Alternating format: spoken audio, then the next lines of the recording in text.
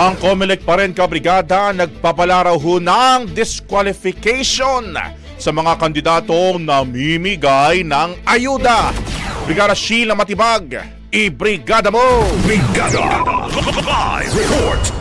Disqualification cases. Yan ang ipinaalala ng Commission on Elections sa COMELEC na maaaring harapin ng mga national at local candidates na namimigay ng ayuda nang walang proper exemption mula sa ahensya. Idiniin ni COMELEC Chairman George Garcia na kapag gumamit o namigay ng ayuda nang walang exemption mula sa kanila, maaring isa itong vote buying o abuse state of resources. Agad daw nila itong i-disqualify. Paliwanag ni Garcia, may due process ito, ngunit wala na silang pinag-iisipan hinggil sa issue dahil ang Supreme Court na ang nagpatibay ng kapangyarihan ng COMELEC.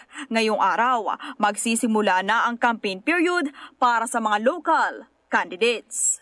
In the heart of changing lives, ako si Brigada Sheila Matibag ng 105.1 Brigada News FM Manila, The Music and News Authority. Brigada Balita Nationwide. Ang bahaging ito ay hatid sa atin ng Power Cells Herbal Capsule. Tuldukan ang sakit dahil ikaw ang sandigan.